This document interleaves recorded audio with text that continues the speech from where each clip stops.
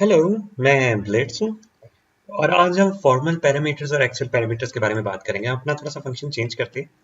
ठीक है, हम बनाते हैं कि हम एक उससे नंबर लेते हैं। एक में हम पैरामीटर में ले रहे होंगे, एक में हम पैरामीटर में नहीं ले रहे होंगे। ठीक है, दो फंक्शंस बनाते हैं। एक में पैरामीटर्स में ले रहे फंक्शन, ठीक है, वॉइड टेक नंबर्स, ठीक है, के नाम से फंक्शन बनाया। मैंने इंडेक्स कर लिया। ठीक है,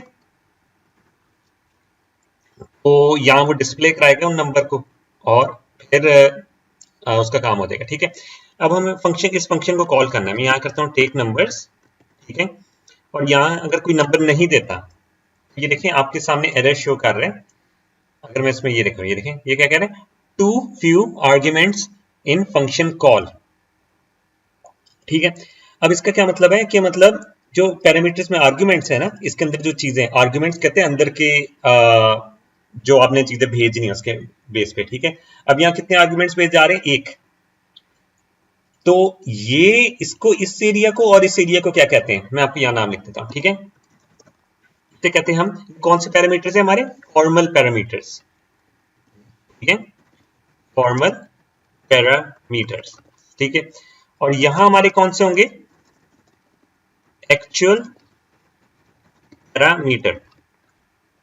अब आप ये बताएं, तो ये फॉर्मल पैरामीटर है, एक्चुअल पैरामीटर है? तो इसका जवाब ये होगा, ये एक्चुअल पैरामीटर है। अब फॉर्मल पैरामीटर और एक्चुअल पैरामीटर डिसाइड कैसे होता है? फॉर्मल पैरामीटर्स होता है, आप फॉर्मेलिटी के तौर पे आप कह रहे हैं कि यार यहाँ कितने पैरामीटर्स होने चाहिए। ठीक है, सपोज टेक नंबर्स का फंक्शन जो बना हुआ है, तो उसका मतलब ये है, ये मांग रहा है, एक इंटीजर मांग रहा है। ठीक है, अब अगर उसे एक्चुअल पैरामीटर में हम एक नंबर नहीं दे रहे ना, तो ये मैच नहीं कर रहा। एक्चुअल और फॉर्मल मैच करने चाहिए। ठीक है, आर्ग्यूमेंट्स मैच करने चाहिए। मतलब अगर यहाँ एक आर्ग्यूमेंट दिया हुआ है तो यहाँ भी एक आर्ग्यूमेंट होना चाहिए। ठीक है, सीन ये, यहाँ अगर मैं जैसे ही 5 करूंगा तो ये सही हो जाएगा। ठीक है, अब ये कर क्या रहा है, इसमें ये कर रहा है कि इसको ले रहा है और यहां इस नंबर में डाल रहा है। ठीक है, तो एक्चुअल पैरामीटर्स वो होंगे जहां से फंक्शन में एक्चुअल नंबर सेंड हो रहे हैं। ठीक है, फॉर्मल पैरामीटर्स का मतलब ये है कि हमने फॉर्मेलिटी के तौर पे बताया हुआ कि यार ये फंक्शन ना एक नंबर लेगा। ठीक है, एक मेथड बताया हुआ है कि यार ये चीज इस तरह होगी। ठीक है, तो अगर हम इसमें दो नंबर्स कर दें, दोबारा ये एरर देगा, ये दोबारा एरर दे रहा है, too few argument in function call. तो हम यहाँ एक और नंबर भेज देते हैं। ठीक है, अब जरूरी नहीं कि वो सिर्फ वो नंबर ही हो, हम करेक्टर भी कर सकते हैं। ठीक है, करेक्टर कर रहे हैं, तो अगर हम यहाँ सपोज एक नंबर भेज देते हैं, है ना? ठीक है, यहाँ हमने नंबर भेजा, एक सेकंड, एक्स ही हो गया, सेम डिफरेंट नाम रखना था। ठीक है, अब ये 100 क्या जा रहा है, ये डायरेक्ट करेक्टर में जी में वैल्यू जा रही है। ठीक है, तो ये ऐसा इसका आस्की जा रहा होगा, 100 का आस्की बेसिकली जा रहा है। ठीक है, करेक्टर में ये बेसिकली ऐसे ही है कि आपने करेक्टर जी में हमने 100 लिख दिया ऐसे। ठीक है, जब आप उसको सी आउट कराएंगे तो जी क्या सी आउट होगा, जी जो आस्की बन रहा है। ठीक है, अगर हम इसको प्ले करके देखें, ठीक है, अगर हम इसको प्ले करके देखें, ये देखिए, ये डी प्रिंट हो रहा है, छोटे वाला 100 बेसिकली होता है स्मॉल डी का। ठीक है, नहीं बात रखनी। अब सीन ये, जो पैरामीटर में पोजीशन आ रही है ना, ये 5 जाएगा डायरेक्ट पहले वाले आर्ग्यूमेंट में, सेकंड वाला आर्ग्यूमेंट जाएगा सेकंड वाले आर्ग्यूमेंट, थर्ड वाला जाएगा थर्ड वाले आर्ग्यूमेंट में। जहां से भेज रहे हैं वो एक्चुअल पैरामीटर्स हैं। ठीक है, और जो फंक्शन में रिक्वायरमेंट है ना, बेसिकली जहां हमने फंक्शन डिक्लेयर किया उसकी चीजें बताई है, वहां जो लिखा होगा ना हमने int X int Y int G, तो वो फॉर्मल पैरामीटर्स होंगे। यहां से फॉर्मल पैरामीटर्स और ये एक्चुअल पैरामीटर्स। अब ये भी एक्चुअल पैरामीटर्स है और इसके फॉर्मल पैरामीटर्स बने होंगे लाइब्रेरी के अंदर। ठीक है, ये जो दो लाइब्रेरी डिक्लेयर की इसके अंदर बने हैं। ठीक है, तो आपने ये बात याद रखनी है। अब सीन ये और नंबर आ गए, इनको मैं थोड़ी देर के लिए मिटा देता हूं। ठीक है, हाँ हाँ, नंबर को मिटा देता हूं। ठीक है, अब मैं यहाँ सी आउट करता हूं, सी आउट एक्स। ठीक है, एक्स वैल्यू इज एक्स। ठीक है, ये हमारे पास आ गया। ठीक है, अगर इसको रन करके देखें तो ये इस तरह आ रहा है। ठीक है, तो x की वैल्यू लिखी आ गई, डन हो गया 5। अब सीन ये, सपोज यहां हम एक इंटीजर बनाते हैं, इंटीजर x इक्वल्स टू 5, हम डायरेक्ट वेरिएबल भेज सकते हैं। हाँ, अगर हम यहाँ डायरेक्ट टेक्स्ट लिखेंगे तो अभी ये सेम वैसे ही काम करेगा, ये हमें चीज नोटिस करनी है, ठीक है। सीन है जहां पैरामीटर्स में भेज ले रहे हैं ना, उसमें करते हैं। आप अगर हमने मेरी रेफरेंस और पॉइंटर वाली वीडियो देखी है, उसके अंदर मैं एड्रेस, किसी वेरिएबल का एड्रेस देखना हो ना, तो हम उसके साथ एम्परसेंड डालते हैं ना। यहाँ मैं इसके साथ एम्परसेंड डाल रहा हूँ और एक्स डाल रहा हूँ, ठीक है। तो मैं एंडलाइन करूंगा ना, ये आ जाएगा एड्रेस इस एक्स का, जो मेन में एक्स बना हुआ है, ठीक है। मेन में जो एक्स है उसका एड्रेस ये है, सही। तो अगर हम सेम लाइन फंक्शन के अंदर प्रिंट करें, ठीक है, और यहां मैं लिख देता हूं फंक्शन एक्स एक्स एड्रेस, ठीक है। और यहां मैं इसको कर देता हूं कॉपी, और यहां मैं ये कर देता हूं, ये सिर्फ आपको दिखाने की हद तक है, ठीक है। यहां main x copy, main function है, मेन फंक्शन लिख देता हूं, ठीक है, मेन फंक्शन एक्स कॉपी, ठीक है। और यहां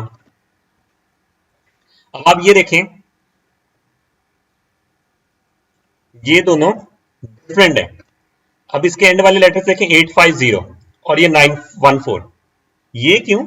क्योंकि ये जो मेन के अंदर एक्स बना हुआ है ना, वो डिफरेंट मेमोरी एड्रेस पे बना हुआ है, और एक्स ये जो टेक नंबर्स के अंदर एक्स बना हुआ है, ये डिफरेंट मेमोरी लोकेशन में बना हुआ है। नाम बेशक सेम है, बट इनकी मेमोरी लोकेशन हमेशा डिफरेंट होंगी, ये हमने बात याद रखनी। जब आप जब भी नंबर सेंड करेंगे, वो एक नया वेरिएबल क्रिएट करेगा। यहां से यहां का मतलब बेसिकली पता है क्या है? अगर हम इसको शॉर्ट वर्ड्स में बात करें, मैं यहां लिखता हूं, यहां से यहां का मतलब है हाँ, आपने डिक्लेयर किया x, x2 है, इसको मैं x2 बोल देता हूं, ठीक है। आपने डिक्लेयर किया x2 इक्वल्स टू x1, ठीक है, x1, ये x1 है। अब आप ये देखें, ये x1 वो रिप्लेस नहीं हो रहा, ये अपनी वैल्यू सेंड कर रहा है, ठीक है। हमने ये बात याद रखनी है, आगे जाके हम एक टॉपिक इस पे भी पढ़ेंगे पूरा प्रॉपर, बट आपने यहां बात याद रखें, यहां ये नया वेरिएबल नहीं, मतलब x1 को नहीं भेज रहा, ये अपनी x की जो वैल्यू है ना, वो यहां जा रही है, जो बेसिकली हम पहले वाला काम करेंगे ना ऐसे, ये वही काम हो रहा है। अब देखिए 5 नंबर तो नहीं इधर चला जाना, 5 अपनी वैल्यू भेज रहा है, ठीक है। तो x में भी ये सीन है कि x के डब्बे को पहले खोलेगा, उससे जो वैल्यू निकलेगी 5, वो पैरामीटर एक्चुअल पैरामीटर्स में जाएगी और फॉर्मल पैरामीटर से रिसीव होगी, ठीक है। ये चीज हो रही है बेसिकली। तो जब हम ये कर देंगे, अब ये देखें, अगर मैं इसका नाम चेंज भी कर दूं, y भी कर दूं, कोई मसला नहीं है, ठीक है। एक सेकंड, यहां मसला आएगा, अभी फिलहाल मसला आएगा, तो मैं इसको थोड़ी देर के लिए ये कर देता हूं, ठीक है। यहां मैं दो पैरामीटर्स देता हूं, इंट एक्स और इंट वाई, ये आपको दिखाने के लिए। यहां मैं कर देता हूं y इज इक्वल्स टू, ठीक है।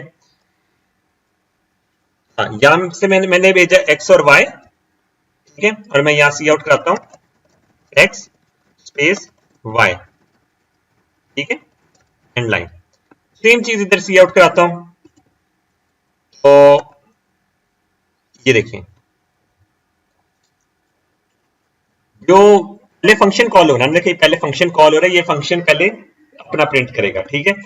तो ये वाले आ रहे हैं फंक्शन के अंदर वाले 10 और 5, और नीचे वाले आ रहे हैं 5 और 10 हैं, बट हमने x की वैल्यू तो हमारी 5 थी, यहाँ x की वैल्यू 5 क्यों नहीं, मतलब यहाँ x की वैल्यू 10 क्यों प्रिंट हो रही है? वो इस वजह से ये x जा रहा है y में और ये y जा रहा है x में। तो ये बेसिकली इसी तरह आप ऐसे लिख लें, मैं इसको ना अंदर ये बाहर वालों को x2 बना रहा हूँ, ठीक है, जो मेन फंक्शन में बने उनको x2 और y2 लिख रहा हूँ, ठीक है। तो ये बेसिकली इस तरह होगा, int y1 equals to x2, और अगले वाला पैरामीटर क्या है, int x1 equals to y2। ये चीज इसी तरह हो रही है, यहां से इस तरह जा रही है, ठीक है। तो आपको पता होनी चाहिए कि नाम सेम होने से ना जरूरी नहीं कि वो सेम मेमोरी लोकेशन में बने हैं। अगर वो डिफरेंट फंक्शंस में बने हैं तो इसका मतलब वो डिफरेंट वेरिएबल्स हैं। और एक और चीज आपको लास्ट दिखा दूं कि इस चीज को और भी बेहतर, अगर आप इस तरह करते हैं ना, आपसे बात की जाए कि यार ये इस वेरिएबल का स्कोप कहां तक है, मतलब इस वेरिएबल को यूज कहां तक कर सकते हैं। सपोज मैंने एन टैक्स किया है इक्वल्स टू 10 किया, ठीक है, और मैं सी आउट करता हूं एक्स को, ठीक है, ये यहां यूज हो रहा है ना, बट जैसे मैं इस कर्ली ब्रैकेट से बाहर सी आउट करूंगा, वो यूज नहीं हो पाएगा। क्यों? वो कह रहे वेरिएबल डिक्लेयर ही नहीं है, अनडिफाइंड है, ठीक है। क्यों?